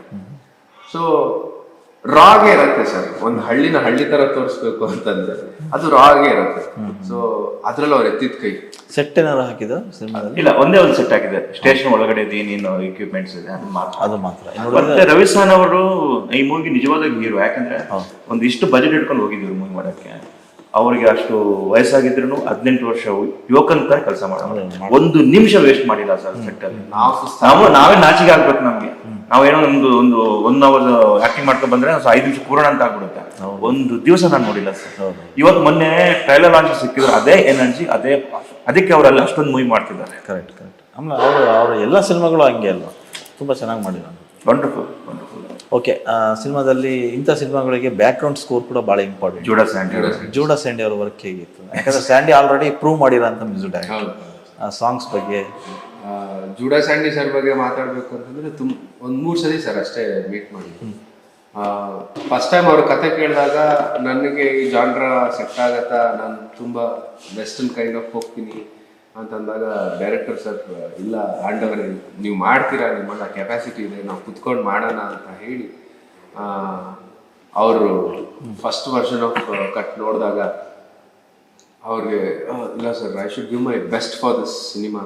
ಯಾಕೆ ಅಂತಂದರೆ ನಾನು ಏನೋ ಅಂದ್ಕೊಂಡಿದ್ದೆ, ನೀವು ತುಂಬ ಬ್ಯೂಟಿಫುಲ್ ಆಗಿ ತೊಗೊಂಬಂದಿದ್ದೀರಾ ಕಂಟೆಂಟ್ನ ಫುಟೇಜಸ್ನ, ಇದಕ್ಕೆ ನಾನು ನ್ಯಾಯ ಒದಗಿಸ್ಬೇಕು ಅಂತ ಹೇಳಿ ಡೇ ಅಂಡ್ ನೈಟ್ ಕೂತಿದ್ದಾರೆ ಸರ್. ಓಕೆ. ಸತತವಾಗಿ 2 months ನಡೆದಿದೆ ಬ್ಯಾಕ್ಗ್ರೌಂಡ್ ಸ್ಕೋರ್ ಅಂಡ್ ಸಾಂಗ್ಸ್ಗೆ ಅಂತ ಮತ್ತೆ ಅದಕ್ಕೆ ಒಂದು ಸಪ್ರೇಟ್ ಟೈಮ್ ಇಟ್ಟು. ಎಷ್ಟು ಸಾಂಗ್ ಇದೆ ಸಿನಿಮಾ? 5 ಹಾಡುಗಳಿದೆ ಸರ್ ಓಕೆ ಸಿನಿಮಾದಲ್ಲಿ. ಸೊ ಅವರು ದಿ ಬೆಸ್ಟ್ ವರ್ಕ್ ಕೊಟ್ಟಿದ್ದಾರೆ ಸರ್. ಈ ಸಿನಿಮಾಗೆ ಥೀಮ್ ಸಾಂಗ್ ಅನ್ನೋ ಥರದ್ದು ಏನೋ ಇದೆಯಾ? ಸಿಗ್ನೇಚರ್ ಸಾಂಗ್ ಬರ್ತಾ ಇರುತ್ತೆ, ಒಂದು ನನ್ ಬರ್ತಾ ಇರುತ್ತೆ, ಇವ್ರದೊಂದು ಬರ್ತಾ ಇರುತ್ತೆ. ಓಕೆ, ಅದು ಸಿಗ್ನೇಚರ್. ಈಗ ಟೀಸರ್ ಟ್ರೈಲರ್ ನೋಡಿದ್ರೆ ನಿಮಗೆ ಆ ಮ್ಯೂಸಿಕ್ ಕೇಳ್ತಾನೆ ಇರುತ್ತೆ. ಅಲ್ಲ, ಈಗ ಟ್ರೈಲರ್ ನೋಡಿದ್ರೆ ಸಿನಿಮಾ ನೋಡಬೇಕು ಅಂತ ಅನ್ಸುತ್ತೆ. ಯಾಕಂದರೆ ಉಳ್ಳವರು ಮತ್ತು ಬಲ್ಲವರು ಅವರ ನಡುವಿನ ಒಂದು ಸಂಘರ್ಷ ಇಲ್ಲಿ ಎದ್ದು ಕಾಣ್ತಾ ಇದೆ ಸಿನಿಮಾದಲ್ಲಿ. ಉಳ್ಳವರು ಅಂದರೆ ಸರ್ ಅದು ದುಡ್ಡೇ ಆಗಿರ್ಬೋದು, ಶಕ್ತಿ, ಪವರ್ ಆಗಿರ್ಬೋದು, ಎಸ್, ಸರ್ಕಾರದ ಹಿಡಿತ ಆಗಿರ್ಬೋದು, ಏನೇ ಆಗಿರ್ಬೋದು, ಅಂತರ ನಡುವೆ ದನಿ ಇಲ್ದವ್ರ ಕತೆ. ಹೌದು. ಎಸ್, ಪವರ್ ಇದ್ದವನಿಗೆ ಇಲ್ಲದೆ ಇರೋನಿಗೆ ಒಂದು ಸಂಘರ್ಷ ನಡೆದ್ರೆ ಹೇಗಿರುತ್ತೆ, ಅದರಲ್ಲಿ ಯಾರು ಅವ್ರು ಹೇಗೆ ಮೆಟ್ಟಿ ಆಚೆ ಬರ್ತಾರೆ. ಇಷ್ಟೊತ್ತು ನೀವೆಲ್ಲ ಹೇಳಿದ್ದು ನೋಡ್ತಾ ಇದ್ರೆ ಎಲ್ಲೋ ಒಂದ್ ಕಡೆ ಯಾವ್ದಾರ ಒಂದು ವರ್ಗಕ್ಕೆ ಸೀಮಿತ ಅಂತ ಅನಿಸುತ್ತಾ, ಅಥವಾ ಎಲ್ಲ ವರ್ಗ ನೋಡ್ಬೋದಾ? ಇಲ್ಲ, ಖಂಡಿತ ಅಲ್ಲ. ಇದನ್ನ ನೀವು 5ನೇ ಕ್ಲಾಸ್ ಹುಡುಗನ ಕರ್ಕೊಂಡ್ಬಂದು ಕೂರಿಸಿ 11 ಮುಖಕ್ಕೂ ಕೂಡ ಆರಾಮಾಗಿ ವಿಷಯನ ಅರ್ಥ ಮಾಡ್ಕೋತಾರೆ. ಯಾಕಂದ್ರೆ ಹೊಸ ಹುಡುಗನಿಗೆ ಹೊಸ 5 ವರ್ಷ ಹೋಗಕ್ಕೆ ಹಿಂಗೂ ಇತ್ತ ಅಂತ ಆಗುತ್ತೆ, ವಯಸ್ಸಾದವರಿಗೆ ಹಿಂಗ ಆಗಿತ್ತಲ್ವ ಅಂತ ಅನ್ಸ್ಬಿಡುತ್ತೆ. ಹಾ, ಕರೆಕ್ಟ್. ಅಂದ್ರೆ ಎಲ್ಲ ವರ್ಗಕ್ಕೂ ರಿಲೇಟ್ ಆಗುವಂತ ಕತೆ. ಓಕೆ. ಮತ್ತೆ ಇಲ್ಲೊಂದು 120 ಕ್ಯಾರೆಕ್ಟರ್ಸ್ ಇದ್ದಾವೆ. ಯಾವ ಕಾಲಘಟ್ಟದಲ್ಲಿ ನಡೆಯುತ್ತದೆ ಅಂದ್ರೆ ಪ್ರೆಸೆಂಟ್ 16, 17, 18ಗೆ ಅದನ್ನ ಇದು ಮಾಡಿದ್ದಾರೆ. ಕತೆ ಹಳೇದಾದ್ರೂ ಈಗ ಇಲ್ಲಿ ನಡೀತಾ ಇದೆ. ಒಂದು ಪಾವಗಡ ಹತ್ತಿರ ಕೊರಟಗೆರೆಯಲ್ಲಿ ನಡೆಯುವಂತ ಒಂದು ಕತೆ ಅಂತ ಮಾಡಿದ್ದಾರೆ. ಇಲ್ಲಿ ಎಷ್ಟು ಕ್ಯಾರೆಕ್ಟರ್ಸ್ ಇದ್ದಾವೆ. ಇದು ಎವ್ರಿಡೇ ನಿಮ್ಗೆ ಸಂಧಿಸುವಂತ ಕ್ಯಾರೆಕ್ಟರ್. ಆರ್ಯಂಗೆ, ದ್ರಾವಿಡ್ಗೆ ಎಲ್ಲ ಬಂದು ಸಿಗುವಂತ ಕ್ಯಾರೆಕ್ಟರ್. 120 ಜನರನ್ನ 40 ದಿವಸ ಒಟ್ಟಿಗೆ ಹಾಕ್ಬಿಟ್ಟು ಒಂದೇ ಶೆಡಲ್ಲಿ ತುಂಬಾ ದೊಡ್ಡ ಸಾಧನೆ. ಈ ಧೈರ್ಯ ನಿಜವಾಗ್ಲೂ ಆ ಧೈರ್ಯ ಡೈರೆಕ್ಟರ್ ಗೆದ್ದಿದ್ದಕ್ಕೆ, ಪ್ರೊಡ್ಯೂಸರ್ ಗೆದ್ದಿದ್ದಕ್ಕೆ ಇಂಥ ದೊಡ್ಡ ಧೈರ್ಯ ಮಾಡಿದ್ದಾರೆ. ಅದಕ್ಕೆ ಧೈರ್ಯ ಸರ್ವ ಸಾಧನೆ ಆಗಿದೆ. ಈ ತರ ಸಿನಿಮಾ ಮಾಡೋದು ಕಷ್ಟ. ಓಕೆ, ಈ ಇಂಥ ಸಿನಿಮಾಗಳಿಗೆ ಬ್ಯಾಕ್ ಬೋನ್ ಅಂತಂದ್ರೆ ಪ್ರೊಡ್ಯೂಸರ್. ಸೊ ಅವ್ರು ಚೆನ್ನಾಗಿದ್ರೆ ಈ ತರ ಸಿನಿಮಾ, ಯಾಕಂದ್ರೆ ಎಲ್ಲ ನೀವು ಹೀರೋ ಹೊಸಬ್ರು, ಹೀರೋಯಿನ್ ಹೊಸಬ್ರು, ಪ್ಯಾಡಿಂಗ್ ಆರ್ಟಿಸ್ಟ್ ಎಲ್ಲ ಇದ್ದೇ ಇರ್ತಾರೆ. ಸೊ ನೀವು ಅಂದಾಗ ಅವರ ವರ್ಕ್ ಹೆಂಗಿತ್ತು, ಸಿನಿಮಾಗೆ ಎಲ್ಲ ಫುಲ್ಫಿಲ್ ಮಾಡಿದ್ರಾ? ಸರ್ ಈಗ ನಾವು ಸ್ಟುಡಿಯೋಸಲ್ಲಿ ಶೂಟಿಂಗ್ ಮಾಡೋದು ಬೇರೆ ರೀತಿ, ಎಲ್ಲ ಸೌಕರ್ಯಗಳು ಇರುತ್ತೆ. ಇಲ್ಲ ಬೇರೆ ಕಡೆ ಎಲ್ಲಾದರೂ ಯಾವುದಾದ್ರೂ ಮನೆ ಆಗಲಿ ಇಲ್ಲ ರೆಸಾರ್ಟ್ ಆಗಲಿ ಬುಕ್ ಮಾಡ್ಕೊಂಡು ಶೂಟಿಂಗ್ ಮಾಡೋದು ಅವೆಲ್ಲ ಸರ್ವಸಾಮಾನ್ಯ ಸರ್ ಸಿನಿಮಾ ಇಂಡಸ್ಟ್ರಿಯಲ್ಲಿ, ಆ್ಯಸ್ ಆಫ್ ಮೈ ನಾಲೆಜ್. ಆದರೆ ನಿಜವಾದ ಕಾಡೊಳಗಡೆ ಹೋಗಿ ಅಷ್ಟು ಜನ 200 ಜನ ಸಿನಿಮಾ ಹಿಂದೆ ಕೆಲಸ ಮಾಡೋದು 200 ಜನ, ಅವ್ರ ಜೊತೆಗೆ ಯೂನಿಟ್ಗಳಾಗಲಿ, ಲೈಟ್ಗಳಾಗಲಿ, ಕ್ಯಾಮ್ರಾಗಳಾಗಲಿ, ಊಟ ತಗೊಂಬರೋರಾಗಲಿ, ಸಮಯಕ್ಕೆ ನೀರು ಬೇಕಾಗತ್ತೆ, ದಾಹ ಆಗತ್ತೆ, ಚೇರ್ಗಳು, ಅದು ಕಾಡು ತಲುಪಿಸಿದಾರಲ್ವಾ, ಆ ರಿಸ್ಕ್ಗೆ ಏನಾದ್ರೂ ಪರವಾಗಿಲ್ಲ ನಾನು ನೋಡ್ಕೊಂತೀನಿ ಅಂತ ಮೆಟ್ಟಿ ನಿಂತ್ಕೊಂಡ್ರು ಸರ್. ಆನಂದ್ ಅವ್ರು ಯಾವತ್ತು ಪ್ರೊಡ್ಯೂಸರ್ ತರ ಇದ್ದೇ ಇಲ್ಲ, ಸೆಟ್ ಬಾಯ್ ತರನೇ ಇದ್ದಿದ್ದು, ಅವ್ರ ಕೆಲಸ ಶುರು ಮಾಡಿದ್ದೆ ಅಲ್ಲಿಂದ. ಬಟ್ ಈಗಲೂ ಆ ಒಂದು ಕೆಲಸ ಅಂದಾಗ ಆ ತರನೇ ಆಗಿರ್ತಾರೆ ಅವರು. ಪ್ರೊಡ್ಯೂಸರ್ ಅನ್ನೋದಿಲ್ಲ, ನೀರಿಗೆ ನೀರ, ಚಾರಿಗೆ ಚಾರ ಹಾಕ್ಬೇಕಾ, ಅದಿಲ್ವಾ ಇದಿಲ್ವಾ, ಅದ್ರ ಜೊತೆ ಆಕ್ಟಿಂಗ್ ಕೂಡ. ಅಂದ್ರೆ ಏನಂದ್ರೆ ಆ ಒಂದು ಒಳಗಿನ ತುಡಿತ ಇದೆ ಅಲ್ವಾ, ಅದು ಇನ್ನೂ ಜೀವಂತವಾಗಿ ಮಾಡ್ಬೇಕು, ನಾನೇನೋ ಮಾಡ್ಬೇಕು, ನನ್ನ ಬ್ಯಾನರ್ ಸಕ್ಸಸ್ ಕೊಡ್ಬೇಕು. ಅವ್ರು ಸ್ಯಾಟಿಸ್ಫ್ಯಾಕ್ಟ್ ಆಗಿಲ್ಲ, ಇನ್ನೂ ಕೂಡ ಆಗಿಲ್ಲ, ಏನೋ ಬೇಕು ಅವ್ರಿಗೆ, ಆ ಕಿಚ್ಚು ಕಾಣಿಸ್ತಾ ಇದೆ. ಕರೆಕ್ಟ್. ಈ ಸಿನಿಮಾದಲ್ಲಿ ಒಂದು ಸೀನ್ ಬಗ್ಗೆ ಡಿಸ್ಕಷನ್ ನಡೀತಾ ಇತ್ತು. ಅಂದರೆ ಒಬ್ಬ ಹ್ಯಾಂಡಿಕ್ಯಾಪ್ಟನ್ನ ಮೇಲೆ ಕೂರಿಸೋ ಸೀನು, ಆ ಸೀನ್ ಬಗ್ಗೆ ಒಂದು ಸ್ವಲ್ಪ ವಿವರಣೆ ಕೊಡ್ಬೋದಾ? ನಾನು ಒಂದು ಕಡೆಯಲ್ಲಿ ಕೇಳ್ತೀನಿ, ಹ್ಯಾಂಡಿಕ್ಯಾಪ್ಟರ್ ಮಂಜನ್ ಅಂತ ಅವ್ರ ಹೆಸರು, ನಂದಗೋಪಾಲ್ ಅಂತ ಒಬ್ಬ ಆ್ಯಕ್ಟ್ರು, ಯಾವಾಗಲೂ ಹೆಗಲ ಮೇಲೆ ಕೂರಿಸ್ಕೊಂಡು ಬರ್ತಾ ಇರ್ತಾರೆ. ನಂದೊಂದ್ಸಲ ಎದುರುಗಡೆ ಸಿಗ್ತಾ ನಾ ಕೇಳ್ತೀನಿ, ಯಾವಾಗಲೂ ಅವ್ನ ಮೇಲ್ಗಡೆ ಕೂರಿಸ್ತಿರ್ತೀಯ? ಅದಕ್ಕೆ ಅವ್ನು ನಂದಗೋಪಾಲ್ ಹೇಳ್ತಾನೆ, ಇಂಥವ್ರೆಲ್ಲ ನೀವು ಕೆಳಗಡೆ ನೋಡೋದಲ್ವ ಸರ್, ಅದಕ್ಕೆ ನಾನು ಮೇಲ್ಗಡೆ ನೋಡೋಂಗೆ ಮಾಡಿದ್ದೀನಿ ಅಂತ ಹೇಳ್ತಾನೆ. ಸೊ ನಾನು ಇಳಿಸ್ಬಿಟ್ಟು ಹೊಡಿತೀನಿ, ನಾನು ತಲೆ ನೀವು ಕೂಡ ತಲೆ ಎತ್ತಿ ನೋಡ್ಬೇಕಂತವ್ರು ಅಂತ ಹೇಳ್ಬಿಟ್ಟು ನನಗೆ ಅವ್ನು ಬೋಧನೆ ಮಾಡ್ತಾನೆ, ಸರಿನಾ? ಸೊ ತುಂಬಾ ಬ್ಯೂಟಿಫುಲ್ ಆದಂತ ಸೀನ್ ಅದು. ಸೊ ನಾನು ಹೊಡಿಯೋದನ್ನ ಸೆನ್ಸರಲ್ಲಿ ಸ್ವಲ್ಪ ಕಟ್ ಮಾಡಿದ್ದಾರೆ, ಯಾಕಂದ್ರೆ ಅದು ಒಳ್ಳೇದಲ್ಲ ಅಂತ ಹೇಳ್ಬಿಟ್ಟು, ಸಮಾಜಕ್ಕೆ ನಾವು ಬೇರೆ ತರ ತೋರಿಸಬಾರ್ದು ಅಂತ ಹೇಳ್ಬಿಟ್ಟು. ಬಟ್ ಅದೆಲ್ಲ ಕಲಿಸುತ್ತೆ ಸರ್. ಇವತ್ತು ನಾನು ಓಡ್ದು ಕೆಳಗಿಳಿಸಿದಲ್ವಾ, ಇನ್ನೊಂದು ಸೀನ್ ಅಲ್ಲಿ ಅದನ್ನು ಭಯಂಕರವಾಗಿ ಎಲಿವೇಶನ್ ಕೊಟ್ಟಿದ್ದಾರೆ. ಎಲಿವೇಶನ್ ನೀವು ಥಿಯೇಟರ್ ಅಲ್ಲಿ ನೋಡ್ಬೇಕು, ಮಜಾ ನೋಡ್ಬೇಕು, ಮಜಾ ಇದೆ. ಓಕೆ ಅಂದರೆ ಪ್ರತಿ ಗ್ರಾಮೀಣ ಪ್ರದೇಶದಲ್ಲಿ ಈ ಥರದ ಒಂದು ಪಾತ್ರಗಳನ್ನು ಕಾಣ್ಬೋದು. ಬಟ್ ಈ ನೀವು ಹೇಳ್ದಂಗೆ ಇನ್ಸಿಡೆಂಟ್ ನಡೆದಿರೋದು ಈಗಲೂ ಕೂಡ ನಡೆಯೋಂಥ ಘಟನೆಗಳೇ ಇದೆ ಸರ್. ಲೈವ್ ಎಕ್ಸಾಂಪಲ್, ನಾವು ಶೂಟಿಂಗ್ ನಡಿಬೇಕು, ಯಾರಿಗೂ ಪಾಪ ಅವ್ರಿಗೆ ಕಾಲ್ ಸರಿ ಇಲ್ಲ, ಸ್ವಲ್ಪ ಫಿಸಿಕಲಿ ಹ್ಯಾಂಡಿಕ್ಯಾಪ್, ಅಲ್ಲಿ ನಾವು ಶೂಟಿಂಗ್ ಮಾಡ್ತಾ ಇದ್ವಿ, ನಂಗೆ ಸ್ವಲ್ಪ ಬ್ರೇಕ್ ಸಿಕ್ತು, ನಾನು ನಿಂತ್ಕೊಂಡು ನೋಡ್ತಾ ಇದ್ದೆ ಅದು ಹಾಸ್ಪಿಟಲ್, ಕುಂಟ ಬರಲಿ ಅಂತಾರೆ. ಅವ್ರ ಮನಸ್ಸಲ್ಲಿ ಅವ್ರಿಗೆ ಹೇಗಿರುತ್ತೆ ಹೇಳಿ, ಅದನ್ನ ಅನ್ಸ್ಕೊಳ್ಳೋದು ಪಾಪ. ಅದು ಅವ್ರು ಕೇಳ್ಕೊಂಡು ಬರ್ಲಿಲ್ಲ ನಾವು ಹಿಂಗೆ ಹೊಟ್ಟಬೇಕು ಅಂತ, ಬಟ್ ಸಮಾಜ ಗುರುತಿಸ್ತಾ ಇದೆ ಅಂತಂದ್ರೆ ಅವ್ರು ಎಷ್ಟು ಮನ್ಸಿಗೆ ನೋವಾಗಿರ್ಬೇಡ. ಅದಕ್ಕೆ ಒಂದು ಪೇ ಆಫ್ ಕೊಡ್ಬೇಕು ಅಂತ ಡೈರೆಕ್ಟರ್ ವರ್ಕ್ ಇದೆಯಲ್ಲ, ಅದನ್ನ ನಾವು ನಿಜವಾಗ್ಲೂ ಮೆಚ್ಕೊಂಡ್ವಿ ತುಂಬಾ. ಅದ್ರಲ್ಲಿ ನಾವು ಭಾಗಿಯಾಗೋದಕ್ಕೆ ಅದ್ರಲ್ಲಿ ತುಂಬಾ ಖುಷಿ ಆಗತ್ತೆ ಸರ್. ಓಕೆ ಶೆಟ್ರೆ, ನೀವು ಇದುವರೆಗೂ ಸಾಕಷ್ಟು ಸಿನಿಮಾ ಮಾಡಿದ್ರಿ, ಸ್ಟಾರ್ ಸಿನಿಮಾ ಮಾಡಿದ್ರಿ, ಸ್ಟಾರ್ ಡೈರೆಕ್ಟರ್ ಜೊತೆ ಮಾಡಿದ್ರಿ, ಹೊಸಬ್ರ ಜೊತೆಗೆ ಎಲ್ಲ ಮಾಡಿದ್ರಿ. ಸೊ ಇಲ್ಲಿ ಕೂಡ ಈ ಟೀಮ್ ಕೂಡ ಹೊಸ ಟೀಮ್, ನಿಮಗೆ ಡೈರೆಕ್ಟರ್ ಆಗಿರ್ಬೋದು, ಹೀರೋ ಆಗಿರ್ಬೋದು. ಸೊ ಅವ್ರ ಡೆಡಿಕೇಶನ್ ಹೇಗಿತ್ತು, ಆಮೇಲೆ ಅವ್ರ ವರ್ಕು ಇದೆಲ್ಲ ಹೇಗಿತ್ತು ನಿಮ್ಮ? ಸರ್ ಈಗ ಫಸ್ಟ್ ಆಫ್ ಆಲ್ ಏನಂದ್ರೆ ನಿನ್ನೆ ಮಾತಾಡ್ಬೇಕಿದೆ ಹೇಳಿದ್ರೆ, ನಾವು ಹೇಗೆ ಕತೆ ಒಪ್ಕೋತೀವಿ ಅಂತ ಕತೆ ಬಂದು ನರೇಷನ್ ಮಾಡಿದಾಗ ಕತೆ ನಮಗೆ ಇಷ್ಟ ಆಗ್ಬೇಕು. ಕರೆಕ್ಟ್. ಇಲ್ಲ ಕಥೆಯಲ್ಲಿ ಒಂದು ದಮ್ ಇದೆ, ಸಖತ್ತಾಗಿ ಪ್ರೀ ವರ್ಕ್ ಆಗಿದೆ, ಇದಕ್ಕೆ ಸರಿಯಾಗಿ ವರ್ಕ್ ಮಾಡಿದ್ರೆ ಅನ್ಸಿದ್ರೆ ನಾವು ಇಮಿಡಿಯೇಟ್ ಮಾಡೋಣ ಸರ್ ಅಂತ ಹೇಳ್ಬಿಡ್ತೀವಿ. ಇನ್ನು ಕೆಲವು ಸಲ ಹೊಟ್ಟೆ ಪಾಡಿಗೆ ಮಾಡ್ಬೇಕಾಗತ್ತೆ, ಅದನ್ನ ಕೊಂಡು ನಾವು ಮಾಡೇ ಮಾಡ್ತೀವಿ ಅದನ್ನ. ಇನ್ನು ಕೆಲವು ಸಲ ಮನಸ್ಸಿಗೆ ಸಖತ್ತಾಗಿದೆಯಲ್ಲ, ಯಾಕೆ ಸಖತ್ತಾಗಿದೆಯಲ್ಲ, ನಾನು ಇದುವರೆಗೆ ಮಾಡಿಲ್ಲ, ತುಂಬಾ ವರ್ಸ್ಟ್ ಆಗಿದೆಯಲ್ಲ, ಅದನ್ನ ವರ್ಸ್ಟ್ ಆಗಿದ್ರೆ ನಮ್ಗೆ ಖುಷಿ ನೋಡಿ ಆಕ್ಟರ್ಗೆ, ಕರೆಕ್ಟ್ ಸರಿನಾ, ಆತರ ಅನ್ಸ್ಬಿಡುತ್ತೆ. ಆವಾಗ ನಮ್ಗೆ 100% ಕೊಡಕ್ಕಾಗುತ್ತೆ. ಮತ್ತೆ ಇನ್ನೊಂದು ಏನಂದ್ರೆ ಡೈರೆಕ್ಟರ್ ನಮ್ಮ ಮೇಲೆ ಇಟ್ಟಿರುವಂತ ವಿಶ್ವಾಸ.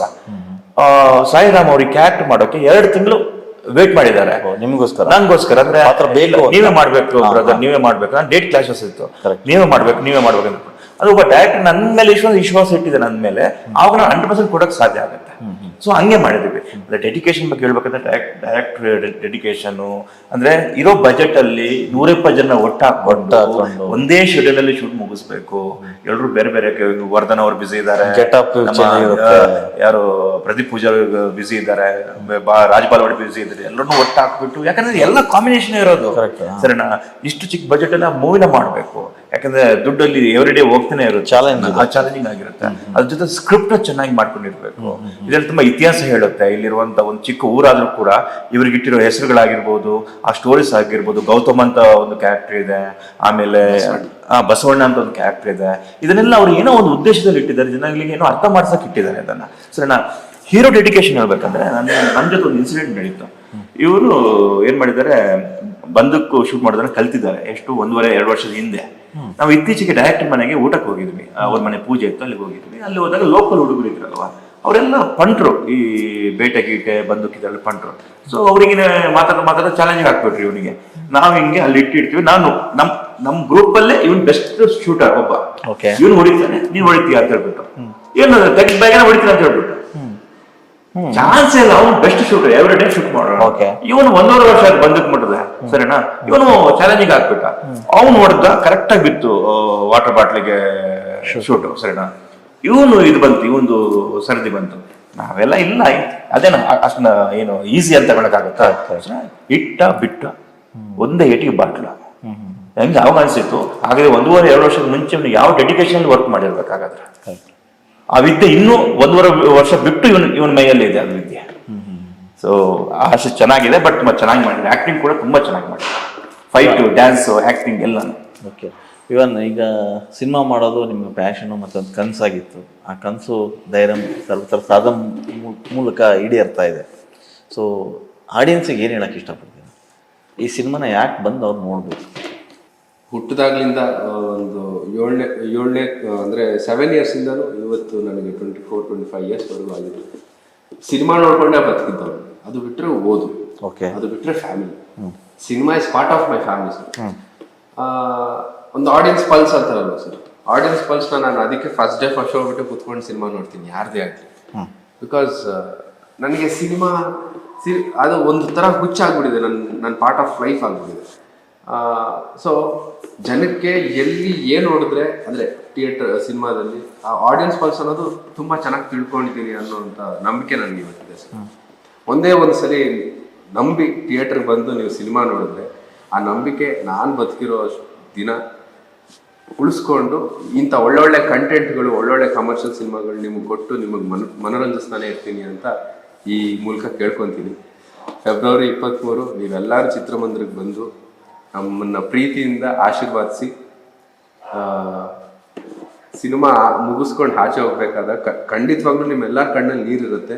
ನಿಮ್ಮ ತಂದೆ ತಾಯಿನ ನೆನಪಿಸ್ಕೊಂಡು, ನಿಮ್ಮ ಮಕ್ಕಳು ನೆನಪಿಸ್ಕೊಂಡು ಒಂದೊಳ್ಳೆ ಜೀವನನ ನೀವು ಶುರು ಮಾಡಬೇಕು ಅಂತ ಇಷ್ಟಪಡ್ತೀರಾ.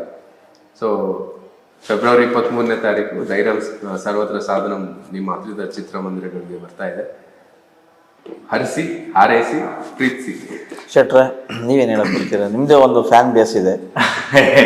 ಚಿಕ್ಕದಾಗಿ ಸರ್, ಅಲ್ಲ ನಾನು ನಿಜ ನಿಜ. ಸರ್, ಮೂವಿ ಅಂದ್ರೆ ನಿಮಗೆ ಒಂದು 5 ನಿಮಿಷ ಎಂಗೇಜಿಂಗ್ ಆಗಿದ್ದು ಆಮೇಲೆ ಸಪ್ಪೆ ಆದ್ರೆ ಆಗಲ್ಲ.